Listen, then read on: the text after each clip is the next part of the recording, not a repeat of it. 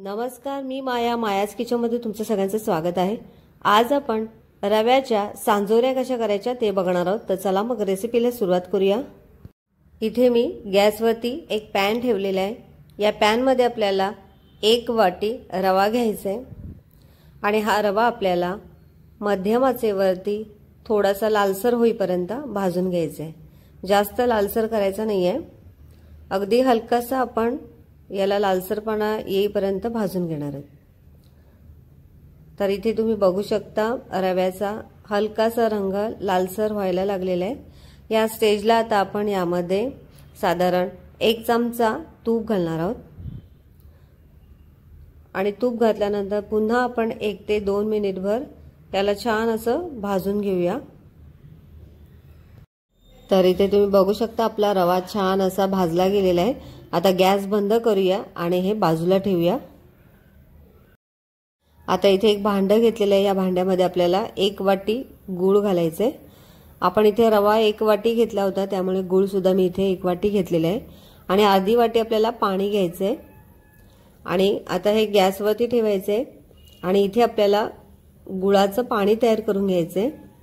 आपल्याला गुळाचा पाक नाही बनवायचा, फक्त पाणी करायचंय। तर इथे तुम्ही बघू शकता गूळ छान विरघळलेला आहे। गॅस बंद करूया आणि आता आपण हे गुळाचं पाणी या आपल्या रव्यामध्ये ओतून घ्यायचंय।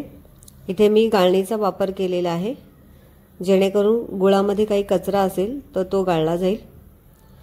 आणि आता हे मिक्स करून घ्यायचंय। गॅसवरती साधारण 1 ते 2 मिनिटभर मी हे मिक्स करून घेत आहे।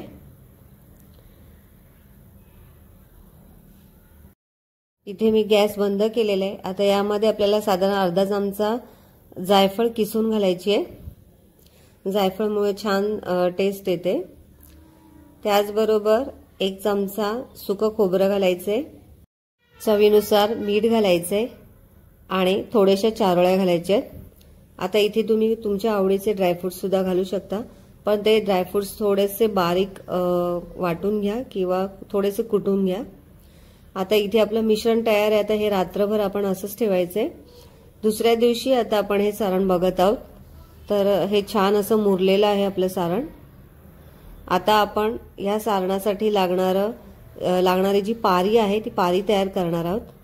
इथे मी एक भांडं घेतलेलं आहे। या भांड्यामध्ये आपल्याला 1 वाटी चाळून घेतलेला मैदा घ्यायचा आहे। त्याचबरोबर अर्धी वाटी आपल्याला इथे बारीक रवा घ्यायचा आहे आणि आता यामध्ये थोडंसं चवीनुसार मीठ घालायचं आहे आणि यामध्ये आता आपल्याला साधारण 1 ते 2 चमचे तूप घालायचे आणि तूप घातल्यानंतर आता आपण हे सर्व पिठाला चोळून घेऊया। छान असं आता हे तूप आपल्याला पिठाला चोळून घेतल्यामुळे आपली जी पारी आहे ती खुसखुशीत होईल। तर इथे मी सर्व पिठाला चोळून घेते। आता आपल्याला यामध्ये लागेल तसं पाणी घालायचंय आणि थोडं थोडं पाणी घालून याचा डो तयार करायचा आहे। आपल्याला जास्त घट्ट असं डो तयार करायचा नाहीये, कारण यामध्ये आपण रव्याचा वापर केलेला आहे। तर इथे तुम्ही बघू शकता थोडीशी मऊ अशी मी ही कणिक मळून घेतलेली आहे आणि आता आपण याला अर्ध्या तासासाठी रेस्ट करायला ठेवूया। इथे अर्धा तास झालेला आहे आणि आपली कणिक छान अशी मुरली आहे। पुन्हा जरा थोडंसं हाताने असं मळून घ्यायचंय। आता याच्या मी लाट्या करून घेतलेल्या आहेत। आता एक एक लाटी आपण लाटून घेऊया, म्हणजे पारी तयार करून घेऊया। पीठ लावायचंय आणि आपल्याला ही लाटी छान अशी पातळ अशी आपल्याला लाटून घ्यायची आहे। तर इथे माझी एक पारी तयार झालेली आहे। या पारीमध्ये आता आपल्याला रव्याचं मिश्रण भरायचंय। जास्त भरायचं नाही किंवा कमी सुद्धा भरायचं नाहीये। तर इथे मी अशा पद्धतीने रव्याचं मिश्रण भरत आहे आणि आता ह्याला फोल्ड करून घेते आणि आता ह्याला थोडंसं पीठ लावायचंय आणि हलक्या हाताने आता आपण हे पारी लाटून घेऊया। हलक्या हाताने यासाठी लाटायचे कारण आतमध्ये जे सारण आहे ते सारण बाहेर येऊ नये, त्यामुळे अगदी हलक्या हाताने आपण हे लाटून घेऊया। तर इथे तुम्ही बघू शकता अशा पद्धतीने एक सांजोरी तयार झालेली आहे। तर अशाच पद्धतीने मी इथे 4 सांजोऱ्या तयार करून घेतलेल्या आहेत आता आपण हे तळून बघूया। इथे पॅन मध्ये मी तेल तापायला ठेवले, तेल छान तापलेलं आहे। आता मध्यम आचेवर म्हणजे लो टू मीडियम फ्लेम वरती आता आपल्याला ही सांजोरी तळून घ्यायची आहे। गॅसची फ्लेम आपल्याला लो टू मीडियम ठेवायची आहे। जर का हाय फ्लेम वरती केली तर सांजोरी फुटू शकते किंवा कच्ची राहू शकते। सांजोरी तळताना झाऱ्याच्या साहाय्याने अशा पद्धतीने वरतून आपल्याला तेल सोडायचंय। तर इथे आपण थोडीशी लालसर होईपर्यंत सांजोरी तळून घेऊया। आता इथे तुम्ही बघू शकता खालची बाजू आपली छान तळली गेली आहे। आपण आता ह्याला पलटून घेऊया।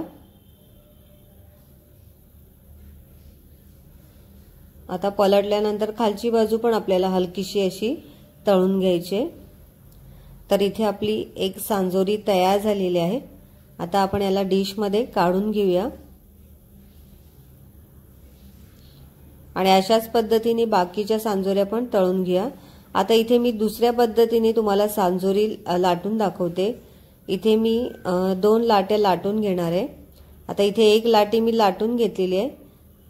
आता दुसरी सुद्धा अशाच पद्धतीने आपण लाटून घेऊया। आता इथे 2 पाऱ्या आपल्या तयार झालेल्या आहेत। आता एका पारीवरती मी हे आपलं रव्याचं मिश्रण ठेवलेलं आहे। हे मिश्रण असं पसरवून घ्यायचं आहे आणि यावरती दुसरी पारी लाटून घेतलेली आहे ती ठेवायची आहे आणि अशा पद्धतीने फोल्ड करून घ्यायची आहे, जेणेकरून त्यातलं सारण बाहेर येणार नाही।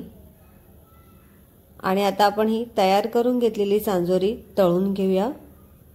तुम्ही अशा पद्धतीने सुद्धा सांजोऱ्या करू शकता। तुम्हाला जी सोपी वाटते त्या पद्धतीने तुम्ही करू शकता। यामुळे काय होणार आहे, आपले सारण जे आहे ते बाहेर येणार नाही। तर तुम्ही अशा पद्धतीने केले तरी काही हरकत नाही, किंवा मी पहिल्यांदा जशा पद्धतीने केले तशी सुद्धा तुम्ही करू शकता। तर ही सुद्धा सांजोरी छान अशी खरपूस आपण तळून घेऊया।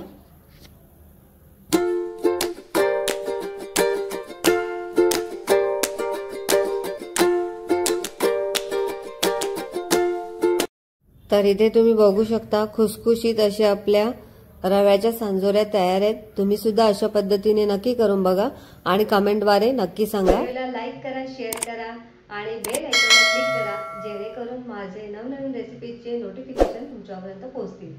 रेसिपीविषयी तुम्हाला काही प्रश्न असतील तर डिस्क्रिप्शनमध्ये टेलिग्रामची लिंक दिली आहे, जॉईन करा।